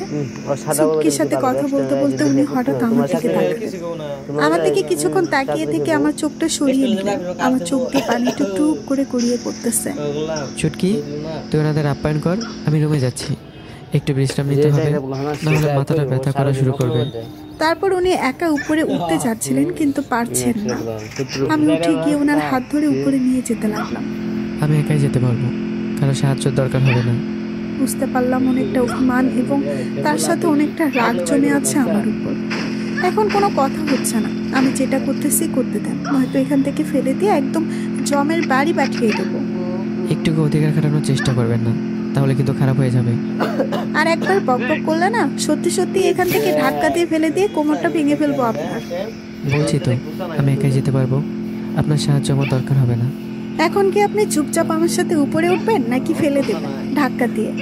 আর একটা কথা বললে সত্যি সত্যি ধাক্কা দেবো। আমার কিন্তু এখন রাগ উঠতেছে প্রচুর, কান্না করতেছি আর ওনার সাথে ঝগড়া করতেছি।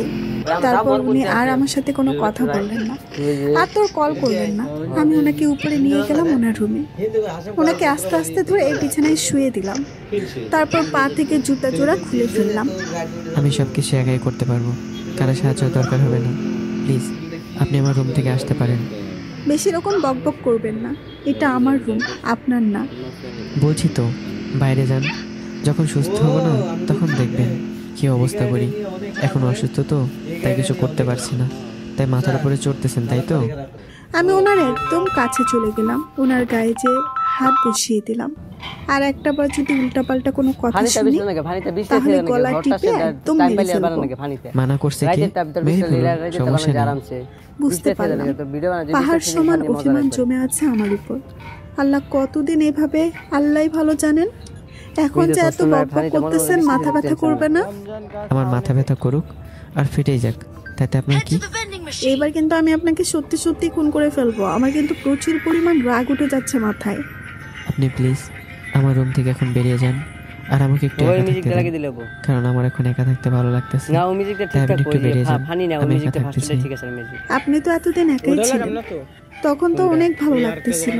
এখন না হয় আমি আছি, একটু খারাপ লাগলে সমস্যা নেই, আমি বেরিয়ে যেতে পারবো না। আর একটা বার কথা বললে টিপ মেরে দেবো।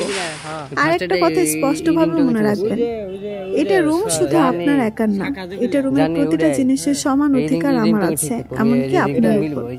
তারপর দেখলাম উনি মাথায় হাত দিয়ে ওনার মাথাটা চেপে ধরে আছে। বুঝতে পারলাম মাথাটা হয়তো অনেক ব্যথা করতেছে। ওনাকে একা করে বললাম যে এখন কোনো কথা বলার দরকার নেই, আর উনি ইচ্ছা মতো আমার সাথে ঝগড়া করতেই পারবেন। ঝগড়াটা কোথাকার?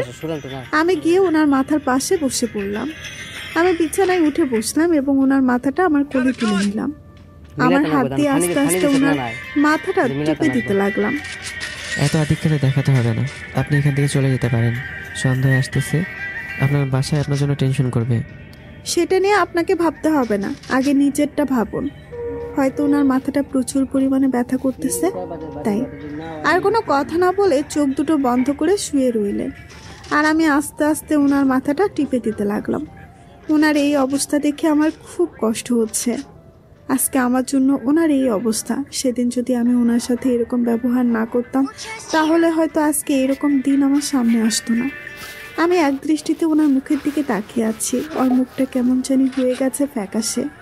ওনাকে আমি এই অবস্থায় দেখতে পারতেছি না। আমি আস্তে আস্তে ওনার বুকে হাত দিলাম। বুকে হাত দিতেই উনি ওহ শব্দ করে উঠলেন। বুঝতে পারলাম বুকে অনেক ব্যথা এখনো আছে। আমার চোখের দিকে তাকিয়ে দেখলাম উনি করে চোখ খুললেন আর আমার দিকে তাকিয়ে রইলেন। প্লিজ বোঝার চেষ্টা করুন। আপনি এখন বাসায় চলে যান। হয়তো আপনাকে নিয়ে আপনার মা অনেক টেনশন করবে। আপনার ভাইয়া আজকে মাত্র বাসায় পৌঁছে গেছে। আজকে যদি আপনাকে বাসায় না পায় আর তার সাথে যদি কথা বলার মতো কেউ না থাকে, তার মনটা খারাপ হয়ে যাবে। প্লিজ আপনি বাসায় চলে যান, আমি থাকতে পারবো।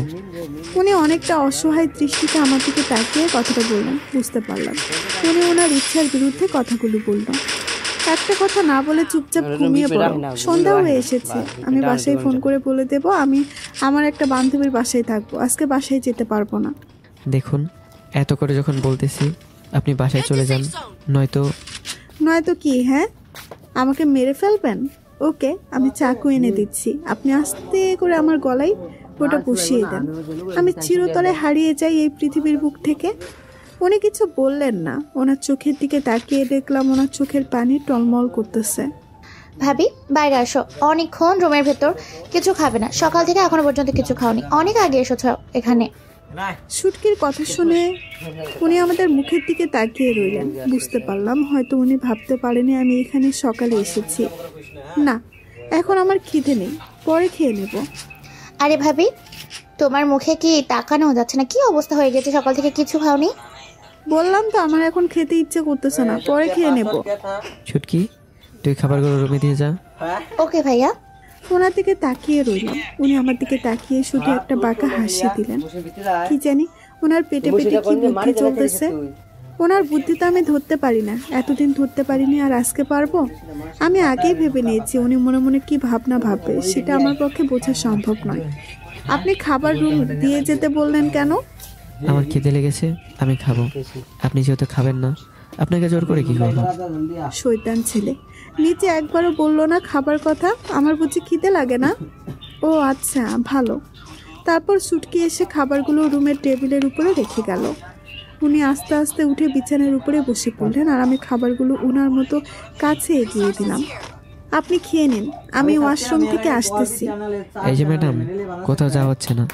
এতক্ষণ তো আপনার ওয়াশরুমের কোনো দরকার ছিল না, এখন খাবার রুমে এসে গেল আর আপনার ওয়াশরুমের দরকার হলো, তাই না? আসলে মানে ন্যাকামো না করে এখানে চুপচাপ বসে থাকেন। আমি খাবার খাবো আর আপনি তাকিয়ে দেখবেন। যেহেতু আপনার খিদে নেই, আপনাকে জোর করে ঠিক হবে না। বদমাইশ, টিকটিকি, বানর, হনুমান, গরু, ছাগল, হাতি, নিজের মুখ দিয়ে একবার খাওয়ার কথা বললো না, মন চাচ্ছে একেবারে মেরে ফেলি। কি হলো, এইভাবে আমার দিকে তাকিয়ে আছো কেন? আপনি তো বললেন আপনার সামনে থেকে যেন সরে না যায় কোথাও, আবার এখন আপনি এসব কি বলতেছেন? আমি আপনার দিকে কেমন করে তাকিয়ে আছি? এমনভাবে তাকিয়ে আছো যেন আমাকে আস্ত গিলে ফেলবে। আপনার না মাথা ব্যথা করে? তাহলে সবসময় আমার সাথে ঝগড়া করতে খুব ইচ্ছে করে, তাই না? আপনার ফোন কোথায়? আমার ফোনটা মনে হয় হারিয়ে গেছে। আচ্ছা, এখন কি আমি আপনাকে কয়েকটা প্রশ্ন করতে পারি, যেগুলো উত্তর আপনি আমাকে কোনো প্রকার প্রশ্ন না করে দিয়ে দিবেন? আচ্ছা দেব, তার আগে খাওয়াটা শেষ করি। আর তুমি আমার এখানে আমার পাশে বসে পড়ো, খাবারটা খেয়ে নাও। না, আমি খাবো না, আমার খিদে নেই। দেখো, তোমার মুখ দেখেই বোঝা যাচ্ছে তোমার অনেক খিদে পেয়েছে। প্লিজ খাবারের উপর রাগ করে থাকতে নেই, কিছু খেয়ে নাও, না হলে রাতে অসুস্থ হয়ে যাবে। আমি অসুস্থ হয়ে গেলে তাতে কার কি আসে যায়? কার কি আসে যায় সেটা আমি জানি না, কিন্তু আমি শুধু এটাই জানি এখন তুমি আমার সাথে খাবার খাবে, আর অন্য কোনো কথা হচ্ছে না। না, আমার খিদে নেই, আমি খাবো না। আমার কোনো কথা না শুনে উনি আমার হাত ধরে একটানে ওনার কোলে বসিয়ে নিলেন। এসব কি হচ্ছে? যে কোনো সময় ছুটকে চলে আসতে পারে, দরজা খোলা আছে। আমার কোনো কথার উত্তর দিচ্ছে না। উনি এক লোকমা ভাত আমার মুখের সামনে ধরলো। আমি মুখ বন্ধ করে আছি দেখে উনি চোখ গরম করে আমার দিকে তাকালেন। ওনার চোখ দেখেই বোঝা যাচ্ছে যদি আমি ভাত না খাই তাহলে নিহাত আমার কপালে দুঃখ আছে। তাই আমি চুপচাপ লোকমাটা খেয়ে নিলাম। উনি আর খাচ্ছে না, আমাকে শুধু খাওয়াই দিচ্ছে, আর আমি চুপচাপ খেয়ে যাচ্ছি।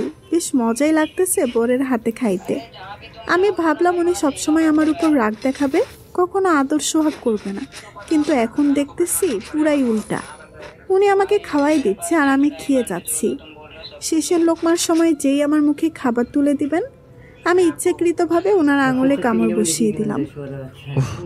উনি আঙুল ধরে ওনার মুখের ভেতর প্রবেশ করিয়ে নিলেন এবং নিজের মুখের লালা আঙুলটাতে দিতে লাগলেন। বুঝতে পারলাম অনেকটা লেগে গেছে হয়তো। আসলে এই জন্যই লোকে বলে জ্যান্ত মানুষের উপকার করতে নেই। এতগুলো ভাত খেয়ে নিলাম আর তখন থেকে বলে যাচ্ছ যে খেতে নেই। তাহলে এই ভাতগুলো কি বিড়ালের পেটে গেল? এই যে মিস্টার, নিজের মুখটা সামলে সবসময় কথা বলবেন। বিড়ালকে? হ্যাঁ, বিড়ালকে? একটু আগেই যে বললো খিদে নেই, আর একটু পর দেখলাম আমার সেই খাবারগুলো নিজেই সাবার করে দিল সেই বিড়াল। খাইয়ে দিয়ে এখন আবার কথা শোনানো হচ্ছে, তাই না?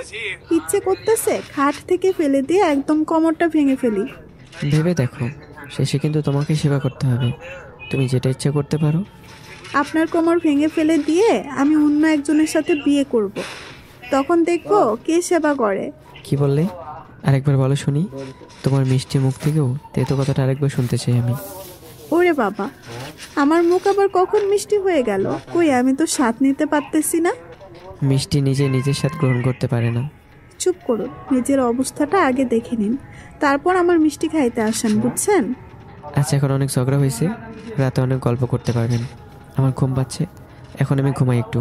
আর হ্যাঁ, আপনার আম্মুকে ফোন করে বলে দেন সারাদিন তো মনে হয় বাসায় ছিলেন না, বাসায় একটা ফোন দেন, নয়তো আপনাকে নিয়ে অনেক টেনশন করতেছে। ওরে আল্লাহ, আমার তো স্মরণেই ছিল না। এখন কি হবে? এখন যদি আম্মুকে ফোন দেই তাহলে এক গাদা বকা শুনতে হবে। এখন আম্মুর কথা মনে পড়তেই মনটা খারাপ হয়ে গেল। সারাদিন আম্মুর সাথে কথা হয়নি। আম্মু হয়তো আমাকে নিয়ে অনেক টেনশন করতেছে। এইভাবে মন খারাপ করে না থেকে ছুটকির কাছে ফোনটা নিয়ে আসেন, আম্মুকে ফোন করে বলেন, তারপর বলে দেন যে আপনি আপনার বান্ধবীর বাসায় আছেন। বলতে পারেন যে স্বামীর বাসায় আছেন, আমি ভয় করি না। এখন তো বলবেন ভয় করি না। চোরের মতো পালিয়ে নিয়ে গিয়ে বিয়ে করে নিলেন। চোরের মুখে এখন বড় বড় কথা, তাই না? আর কয়েকটা দিন ধৈর্য ধরো। এত ধৈর্য হলে তো হবে না, আর কয়েকটা দিন ধৈর্য ধরো। ভালোভাবে তোমাকে তুলে নিয়ে আসি। আমি দূরে কোথাও হারিয়ে যাব, তাও আর আপনার মতো বদমাইশ ছেলেকে আমি বিয়ে করতেছিলাম। দেখো, একদম বাজে কথা বলবে না, চুপচাপ যাও, তোমার আম্মুকে ফোন করে আসো। আমার বইয়েই গেছে আবারও আপনার রুমে আসতে। আমি সুটকির কাছেই থেকে যাব। আমরা দুজন কথা বলতেছি, এর মাঝে সুটকি আমাদের রুমে চলে আসলো। কি ভাবে স্বামীকে পেয়ে দেখে আমাদের পুরোই ভুল লাগেছে, বুঝতে পারতেছি। আরে তেমন কিছু না, তোমার বদমাইশ ভাই আছে না, নড়তে পারতেছে না, তাই ওনাকে একটু হেল্প করলাম। থাক, আর বাহানা করতে হবে না। এখন কি আমাদের সাথে একটু আড্ডা দেওয়া যাবে, নাকি এইখানেও আড্ডা দিবা? কোনটা? ওকে, চ। আরে তুই এখানে বসে আড্ডা দে, বাইরে যাওয়ার কি আছে? এখানে বসে আড্ডা দে, আমি তোদের সাথে আড্ডা দেই।